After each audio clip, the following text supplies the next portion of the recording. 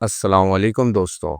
آج کل ہمارے معاشرے میں قربانی کا مطلب کیا بن گیا ہے؟ سب سے بڑا جانور، سب سے مہنگا بکرا اور سب سے زیادہ تصویریں، کیا یہی قربانی کا مقصد ہے؟ آج میں آپ کو اشرف علی تھانوی رحمۃ اللہ علیہ کی مشہور کتاب بہشتی زیور سے قربانی کی حقیقی اہمیت بتاؤں گا، جو شاید آپ نے کبھی نہیں سنی ہوگی۔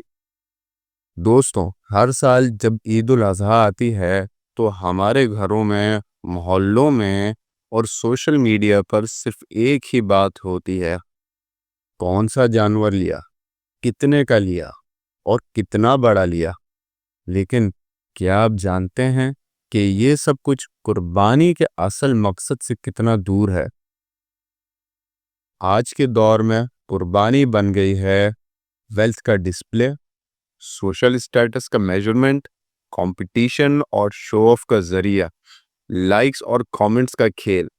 لوگ لاکھوں روپے خرچ کر کے جانور خریدتے ہیں، نہ اللہ کی رضا کے لیے بلکہ لوگوں کو دکھانے کے لیے۔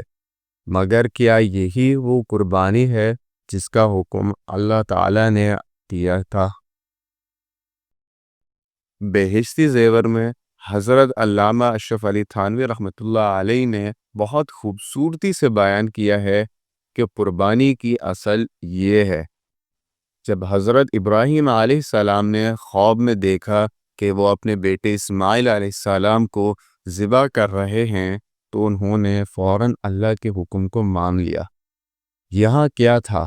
سبمیشن، مکمل طور پر اللہ کے آگے جھک جانا، سیکریفائس، اپنے سب سے پیاری چیز اللہ کے لیے قربان کرنا، سنسیئرٹی، بالکل پیور نیت، کوئی شو آف نہیں۔ حضرت اسماعیل علیہ السلام نے کہا: اے میرے والد، آپ وہی کریں جس کا آپ کو حکم دیا گیا ہے۔ کیا یہاں کہیں مینشن ہے کہ جانور کتنا بڑا ہو یا لوگ کیا کہیں گے؟